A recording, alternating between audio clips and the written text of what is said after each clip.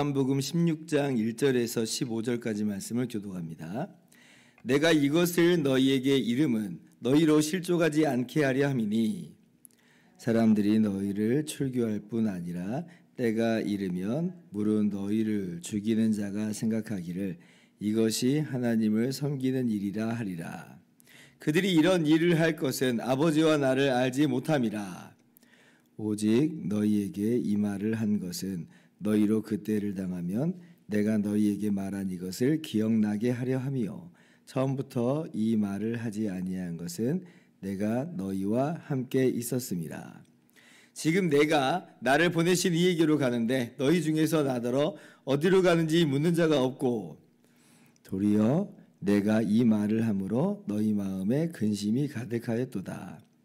그러나 내가 너희에게 실상을 말하노니 내가 떠나가는 것이 너희에게 유익이라. 내가 떠나가지 아니하면 보혜사가 너희에게로 오시지 아니할 것이요 가면 내가 그를 너희에게로 보내리니 그가 와서 죄에 대하여 의에 대하여 심판에 대하여 세상을 책망하시리라.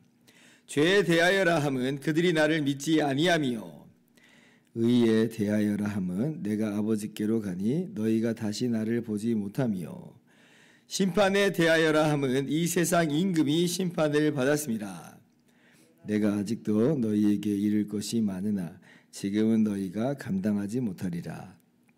그러나 진리의 성령이 오시면 그가 너희를 모든 진리 가운데로 인도하시리니 그가 스스로 말하지 않고 오직 들은 것을 말하며 장래일을 너희에게 알리시리라. 그가 내 영광을 나타내리니 내 것을 가지고 너희에게 알리시겠습니다. 같이요. 무릇 아버지께 있는 것은 다 내 것이라. 그러므로 내가 말하기를 그가 내 것을 가지고 너희에게 알리시리라 하였노라. 아멘. 할렐루야. 하나님의 크신 은혜와 평강이 오늘도 변함없이 여러분 가운데 가득 넘치기를 주님의 이름으로 축원합니다. 어제 우리가 새벽에 어떤 말씀을 나눴었냐면 예수님께서 우리에게 또 하나의 열매를 기대하시는 게 있다. 이제 그게 뭐냐면 복음을 증거함으로 말미암아 주님의 증인 사역을 하는 것으로 말미암아 영혼이 구원받는 것. 사람들이 예수 믿고 구원받는 것. 이 구원의 열매가 또 주님께서 우리에게 기대하시는 모습이라고 하였습니다. 그런데 이제 이러한 이 복음 증거의 사역을 할 때에 열매가 아름답게 맺어지기도 하지만 그러나 또한 동시에 어떤 일들이 있게 되냐면 이제 박해하는 일들이 있다. 이제 그렇게 말씀드렸어요. 박해하는 일이 있다. 그래서 주일날도 제가 이제 최신 통계를 이제 말씀을 드렸잖아요. 오늘날 기독교 인구가 80억 중에서 24억 정도라 하는데, 근데 그 중에서 3억 8천만 명 정도 되는 그 사람들이 아주 높은 수준의 박해 아래 있다. 이렇게 말씀을 드렸죠. 그리고 이러한 박해는 시간이 흘러가면 흘러갈수록 점점 더 약화되는 게 아니라 오히려 박해가 늘어난다 그랬어요. 작년 통계보다도 1,500만 명이 더 늘어났다라고 하는 것을 아마 여러분 기억하실 겁니다. 그러면 뭐 내년에는 어떨까? 내후년에는 어떨까? 시간이 가면 갈수록 어쩌면 이러한 박해의 시간은 점점 더 강하여지고 점점 더 광범위하게 될 수 있다라고 하는 것이에요. 오늘 1절, 2절 말씀도 이제 그것을 주님께서 말씀하여 주시죠. 내가 이것을 너희에게 이름은 너희로 실족하지 않게 하려 함이니. 그러니까 신나서 뭐 아무런 문제도 없는 줄 알고 나가서 복음을 전했는데 박해를 갑자기 경험하면 놀랄 수도 있잖아요. 그런데 주님께서 미리 놀라지 않도록 길이 말씀을 해주셨다는 것이에요. 심지어 2절 보면 사람들이 너희를 출교할 뿐 아니라 때가 이르면 물은 너희를 죽이는 자가 생각하기를 이것이 하나님을 섬기는 일이라 하리라. 박해하는 것이 오히려 올바른 일이다. 박해가 무슨 반인륜적이고 그리고 하나님 보시기에 뭐 안 좋은 악한 일로서 하는 게 아니라 오히려 기독교인들을 박해하는 것이 이 세상 평화를 위한 것이다. 기독교인을 박해하는 것이 오히려 이것이 종교적인 일이다 라고 하면서 그렇게 박해를 한다는 거죠. 단적으로 이 사도 바울께서 이제 예수님이 만나기 전에 사울이었을 때 그때 이제 사울의 모습을 보면 어떤 양상일지 좀 우리가 알 수가 있는 것 같아요. 그때 사울도 예수 믿는 사람들, 교회를 잔혹하게 박해를 하는데 그것이 진짜 하나님을 제대로 믿는 길이다. 그것이 정말 내 하나님을 위한 길이다. 라고 하면서 그리고 박해를 했거든요. 그러니까 야 정말 그럴 수가 있구나. 어떤 무슨 나치 유대 히틀러나 이런 아주 악한 사람들, 무슨 소련의 옛날에 스탈린이나 이런 악한 사람들, 마오쩌둥이나 이런 악한 사람들만 이렇게 교회를 핍박하는 게 아니라 어쩌면 멀쩡해 보이는 사람들도 교회를 핍박하고 우리의 신앙을 억누를 수 있다.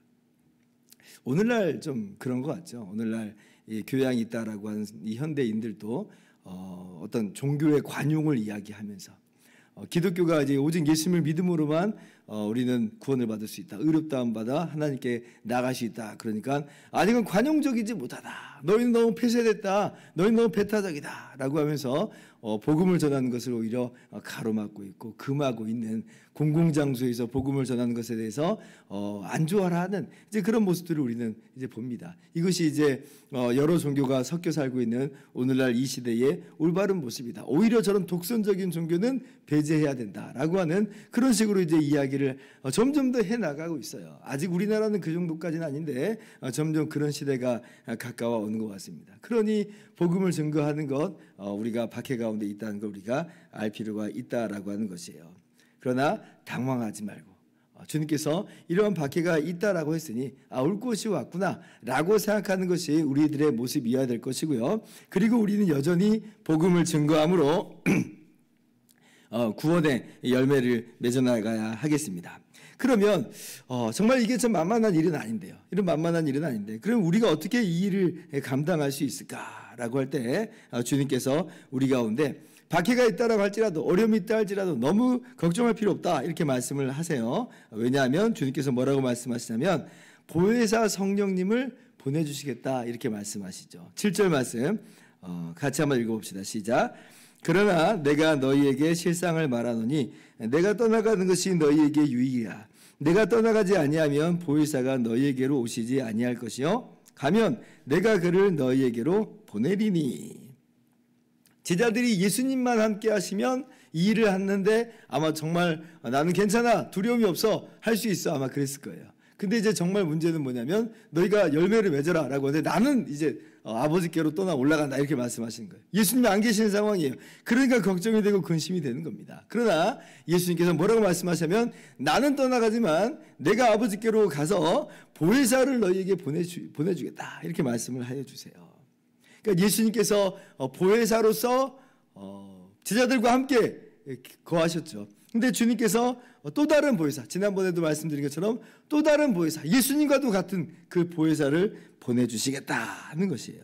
그러므로 너희가 여전히 그 일을 감당할 수 있을 것이다 라고 말씀하시는 것이죠. 우리가 근심하고 걱정하고 두려워할 필요가 없다라고 하는 것입니다. 그래서 이 초대교회의 면면을 보면 정말 그렇습니다. 제자들이 예수님께서 십자가에 잡혀 돌아가실 때, 죽으실 때 예수님 다 이렇게 나몰라라 하고 도망가 버렸잖아요. 도망가 버렸어요. 베드로 같은 경우는 예수님을 3번이나 모른다고 부인하는 그런 상황 가운데 갔습니다. 이런 겁쟁이 제자들을 어떻게 믿을 수가 있겠어요? 어떻게 이 겁쟁이 제자들이 주님께서 맡겨주신 이 사명을 감당할 수 있을까요? 우리가 보면 이건 정말 불가능하다.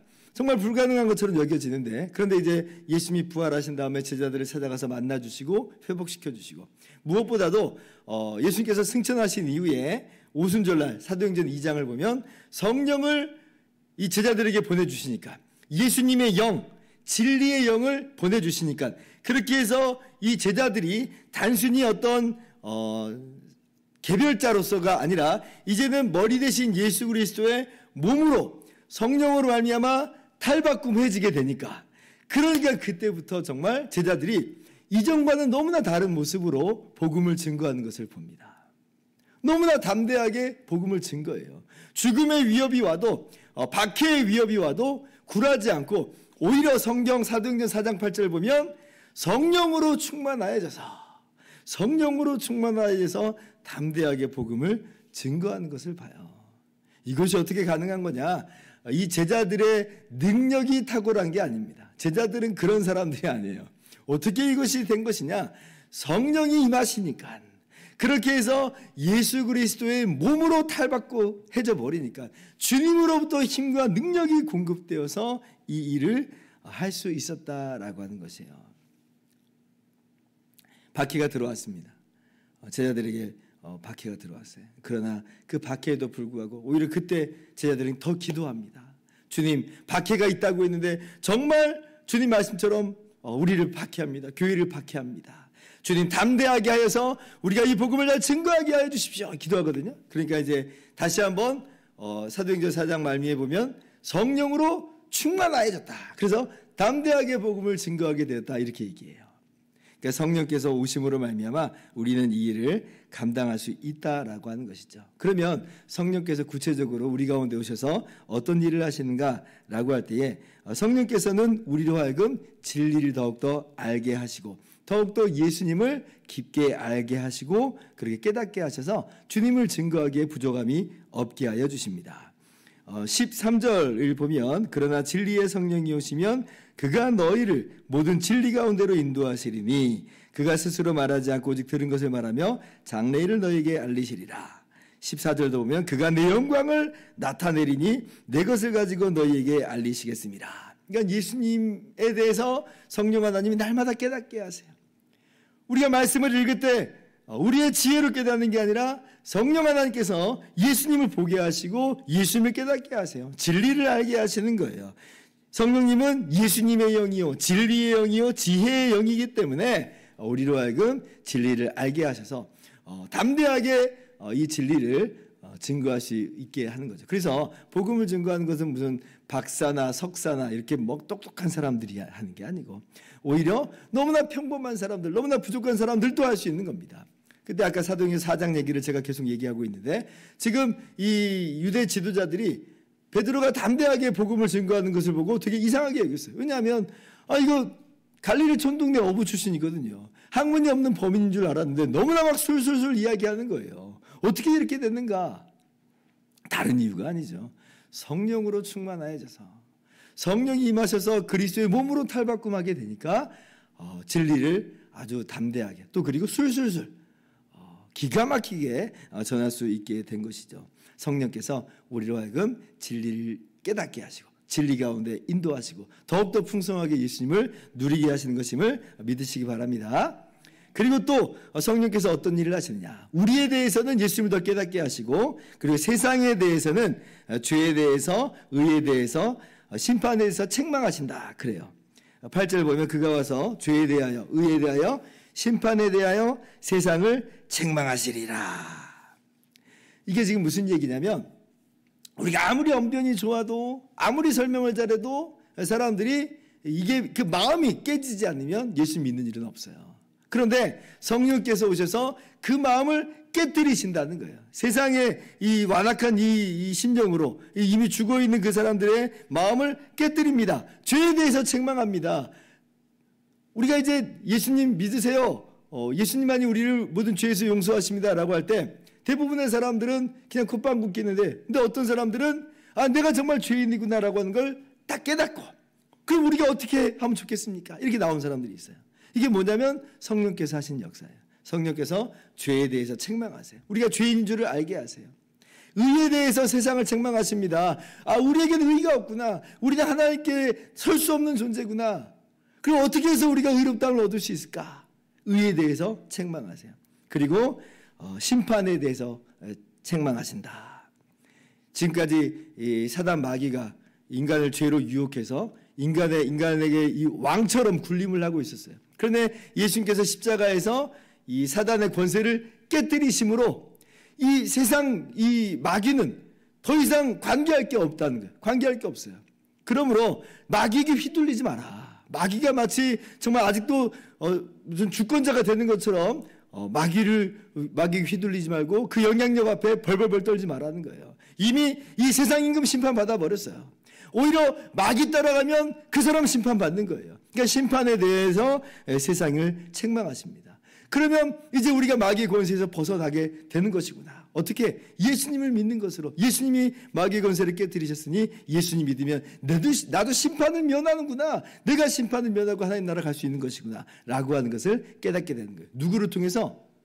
성령께서 그 일을 하십니다. 우리가 복음을 전할 때 우리 홀로 걸어가는 것이 아니라 보혜사 성령께서, 우리 안에 거하신 성령께서 우리 안에서 역사하시고 그 사람 안에 역사하셔서, 그 사람에게 역사하셔서 구원의 열매를 맺게 하신다라고 하는 것이에요.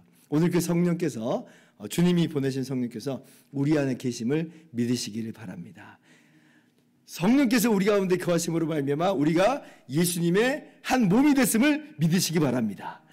예수님으로 말미암아 힘과 능력이 마치 포도나무에게서 가지에게로 공급되는 것처럼 우리 가운데 공급되는 줄을 믿으시기 바랍니다. 그래서 오늘 담대히 복음을 증거하는 사명을 잘 감당하는 저와 여러분 다 되기를 주님의 이름으로 축원합니다. 기도하겠습니다.